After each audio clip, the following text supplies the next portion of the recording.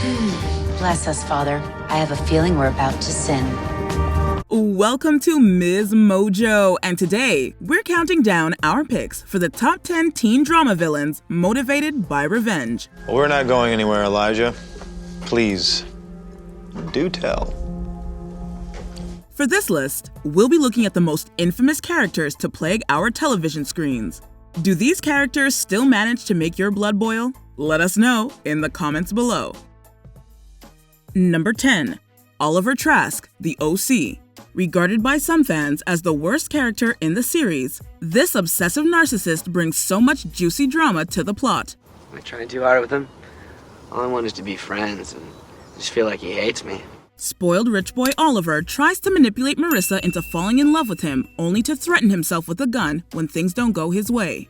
The beef between him and Ryan is somewhat vague, but there may be a tinge of jealousy. I'm sorry, but you and Marissa, come on, man. You're from different worlds. You stay away from her. You can't fight fate, man. As Marissa and Ryan's romance blooms, Oliver seems to be seeking revenge on some cosmic injustice. Luckily, he's hauled away by police and sent to a rehab clinic. Whatever his true motivation was, we're glad he's never heard from after season 1. What about me, huh? You and I are friends. We will always be Friends? Friends, Marissa, I'm in love with you! Number 9. Dan Scott, One Tree Hill. Infidelity can make people do some wild things. I lied about my heart transplant. My book and show were a fraud. I set my own diner on fire. In this villain's case, he discovers that his brother had an affair with his wife. Then he hires a woman to fall in love with his brother and leave him at the altar on their wedding day. Yikes. One down.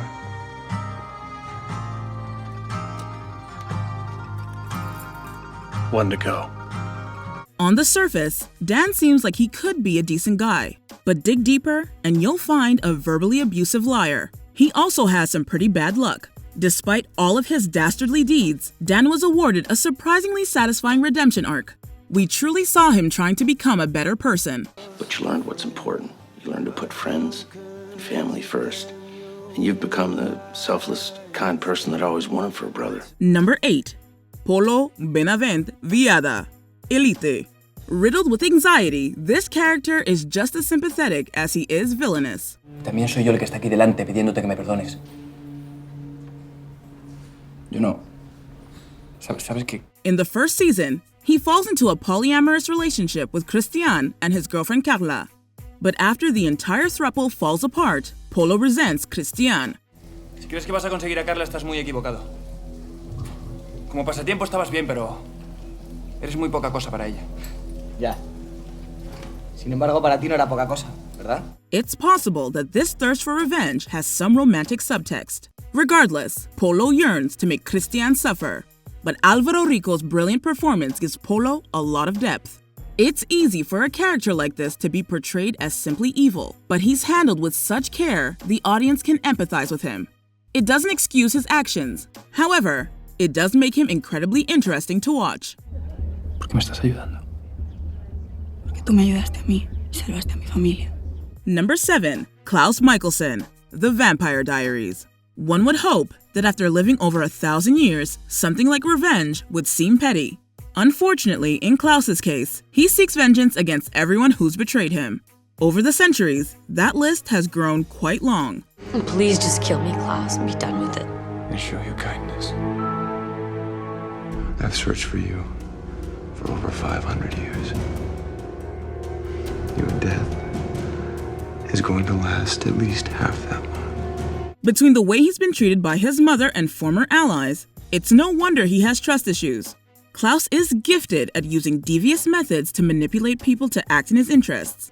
Moreover, his violent tendencies have become the stuff of legend among friends and foes. You don't have to negotiate your brother's freedom. When I'm done with him, he won't want to go back. Crossing his path often leads to severe consequences. He's unafraid to eliminate anyone who stands in his way, but deep down, there's a glimmer of remorse. Despite his actions, Klaus still loves his large, twisted vampire family. You had to kill me. Niklaus, you are my son. And I am here to forgive you. Number 6. Peter Hale, Teen Wolf. Among all the werewolves, banshees, and lacrosse games, this compelling story with some of the best villains stands out. Of course it's you.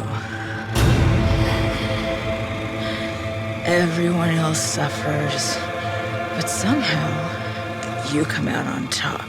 When he lost his family in a tragic fire, Peter Hale fell into a coma for 6 years.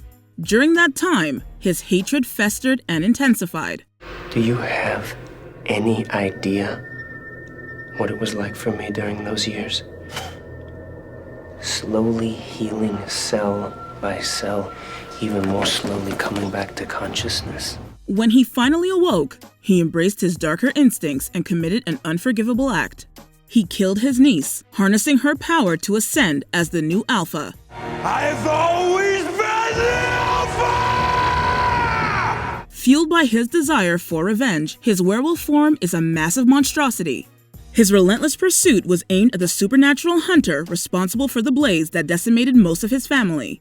This multifaceted villain personifies the essence of tragedy. Didn't sound very sincere. Number 5. Georgina Sparks, Gossip Girl.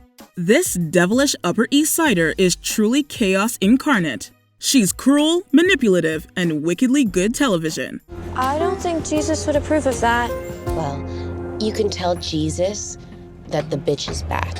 Much like a hurricane, Georgina returns to wreak havoc on Serena's life. Every time she appears, she triggers Serena's inner wild child. But the main focus of her vengeance is Blair. One time, she even sent Blair on a fool's errand to join some secret society. Georgina uses her wits and charm to terrorize Blair's social life. But when it comes to Blair Waldorf, I don't have to do much but sit back, light a match, and watch her go up in flames. Over time, Georgina seems to calm down. While she still continues to revel in mayhem, it's with less malicious intent. While she isn't necessarily a series regular, she's definitely a fan favorite. Now, if you'll excuse me, I'm going to go get drunk enough to make you all seem interesting. Number 4. Hester Ulrich, Scream Queens. In Kappa Kappa Tau, the Chanels reign supreme. Their leader, Chanel No. 1, rules the sorority with an iron fist. When Hester, the ultimate wannabe, arrives to pledge, they begrudgingly admit her. Soon, however, a masked slasher roams the college campus, and things get pretty dicey for everyone. You can't make a pledge a Chanel. What do you want me to do? 2 Chanels are dead. I need Chanels and I'm running out of minions. Hester, you took your neck brace off. As the body count rises, the number of suspects dwindles. At the season's climax, it's revealed that Hester is the killer. You might have noticed that I'm the only Chanel left. That's because I got away with it. It was a plan 20 years in the making, and it worked. What's her motive? She wants revenge on the sorority that was responsible for her mother's death. Shockingly, she's able to successfully frame the Chanels for her crime. Not only is she creepy, she's also able to outwit everyone around her. Everyone got what they wanted. And even though the Chanels didn't actually kill any of these people, they perpetuated the system that created me and my brother, Pete, and Gigi. So if anyone should pay for this, it should be them. Number 3. Rick Murray, Degrassi, The Next Generation. This gem of Canadian television has given an entire generation of teens scores of cautionary tales, but this particular character plays a central role in the school's darkest chapter. Just put the gun down, okay? Anything else is just gonna make your life worse. Can't get any worse. After his relationship with a fellow student turns violent, details of his abusive nature spread throughout the school. This turns Rick into a social pariah. I've been suffering for weeks. It's a big joke to you and your friends. Why should you stop it? He endures belittling by his peers, and eventually he resorts to violence. He brings a weapon to school and renders a classmate paralyzed. Unfortunately, Rick also loses his own life. This was a stark depiction of how violence can manifest in schools. True to its tagline, this show really goes there. He's got a gun, okay? Let's go. Don't turn away from me! Number 2. August Hone of Ornes, Young Royals. This Swedish hit, set at a fictional boarding school, is filled with LGBTQIA+ drama. August, who starts out pretty inoffensive, grows jealous of his second cousin, Prince Wilhelm. But August must remain civil in order to cash in on the benefits afforded to royals. Vi står enade, eller hur? En gång en broder, alltid en broder. Exakt. The two do grow rather close, acting as each other's emotional support. But August catches Wilhelm in a compromising position and records the act. He then posts the video on the internet. Förlåt. Vad ska jag säga då? Förlåt. While it must be tough to feel less fortunate than a family member, using their private life against them should be off limits. Sure, he feels bad for taking his revenge, but it's unlikely that there will be a time travel plot device for August to make this right. Jag måste skydda kungahuset, fattar du inte det? Även om Ville inte tar det. Du skyddade var dig själv.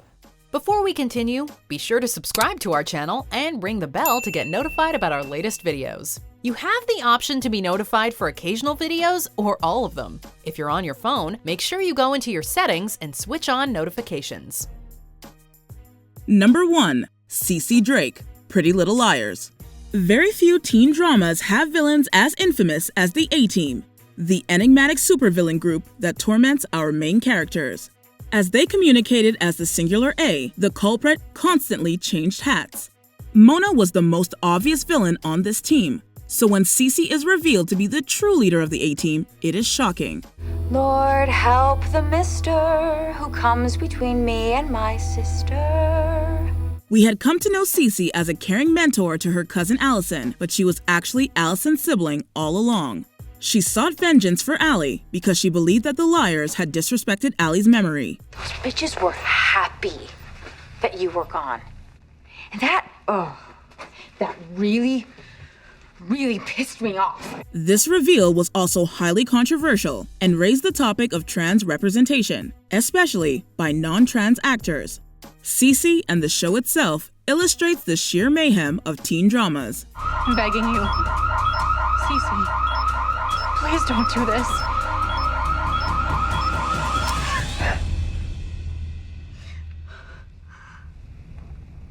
Damn it. Do you agree with our picks? Check out this other recent clip from MsMojo. And be sure to subscribe and ring the bell to be notified about our latest videos.